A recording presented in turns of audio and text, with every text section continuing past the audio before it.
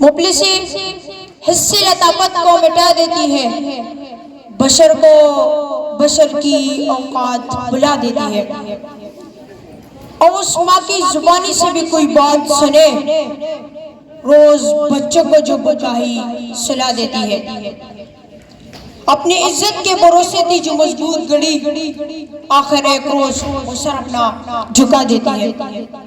اس کے دامن پر لگے داغ یہی کہتے ہیں، بھوک تہذیب کے آداب مٹا دیتی ہے۔ معزز مہمان، پرنسپل، ٹیچر اور میرے ہم مکتب ساتھیوں، السلام علیکم۔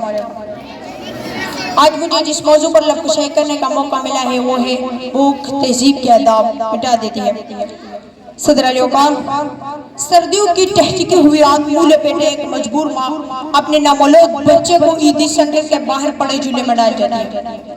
اس سے پوچھا گیا کہ تجھے مانتا ستائے گی نہیں، اس بچے کی سسکیاں تجھے لائے گی نہیں، اس کی چیخیں تمہارے گھر سے ٹکرائے گی نہیں؟ کم کپاتی ہوئے ہونٹوں سے جب مجبور ماں یہ جواب دیتی ہے کہ میں اپنی پیٹ کی بھوک تو برداشت کر سکتی ہوں، مگر اس بچے کا بھوک سے بلکنا مجھ سے دیکھا نہ گیا، تو اس پر یہ کہنا بچہ بیٹا ہے کہ حق میں ماں کی محبت کو ملا دیتی ہے، بھوک تہذیب کے آداب مٹا دیتی ہے۔ صدر علی اوقار، آج اس معزز اور باوقار عوام میں قائد عوام میں جو قرارداد پیش کی ہے کہ ہم معاشی نہیں اخلاقی بدخالی کا شکار ہے، میں اس کی بھرپور مخالفت کرتا ہوں، کیونکہ جس اخلاقی بدخالی کا رونا ورو کر گئے وہ اخلاقیات تو خود معاشیات کی محتاج ہے۔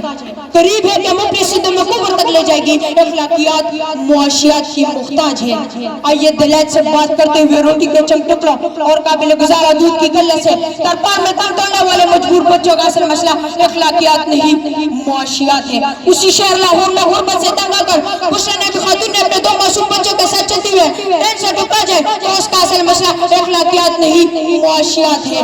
زرد چہرے آنکھیں انور کو دسی اور بڑھاپے کی وجہ سے پورے جسم پر چربیاں لیے نیشنل ہسپتال ملتان کے باہر فقط 2 کلو آٹے کے لیے اپنا خون بیچنے والے بوڑھے کا اصل مسئلہ اخلاقیات نہیں معاشیات ہے۔ چہرہ بتا رہا تھا کہ مارا ہے بھوک نے، چہرہ بتا رہا تھا کہ مارا ہے بھوک نے، اور لوگ کہہ رہے تھے کہ کچھ کھا کے مر گیا۔ صدر علی اوقار،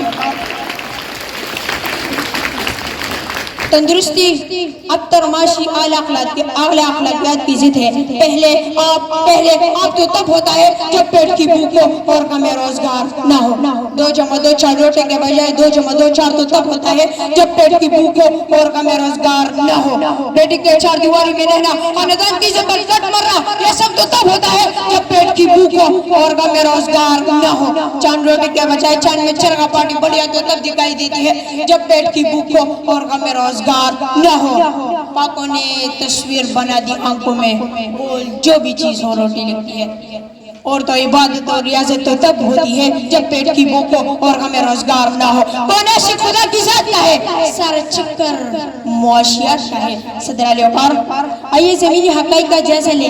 آج کشمیر میں مسلمانوں کا اپنے گھروں میں بند کیے ہوئے 115 دن گزر گئے۔ ہم نے اخلاقیات کا مظاہرہ کرتے ہوئے قومی متحدہ میں قرارداد پیش کی ہے تو اسلامی ممالک نے پاکستان کی بجائے ہندوستان کی حمایت کی، تو کیا اس کا اثر ہو جائے کہ ہم اخلاقی پستی کا شکار ہیں؟ نہیں صدر علی اوقار، ہرگز نہیں، بلکہ اثر ہو جاتا ہے کہ ہم معاشی طور پر کمزور ہیں اور اس کا علاج بہار کا علمی معیشت ہے۔ ہمیں یہ بات تسلیم کرنی ہوگی کہ ہم اخلاقی نہیں معاشی بدخالی کا شکار ہیں، کیونکہ اخلاقیات تو خود معاشیات کی محتاج ہے۔ صدر علی اوقار، میرے ان تمام دلائل کے باوجود اب بھی کوئی یہ یقین رکھتا ہے اور بازد ہے کہ ہم معاشی نہیں اخلاقی بدخالی کا شکار ہے، تو اسے بس ایک ہی سوال کرتا ہوں، میں اجازت چاہتا ہوں، تو جس کا ایک ہی بچہ بھوکا ہو 8 پہروں سے، بتاؤ اہل دانش تم وہ گندم لے کے تختی لے۔ شکریہ۔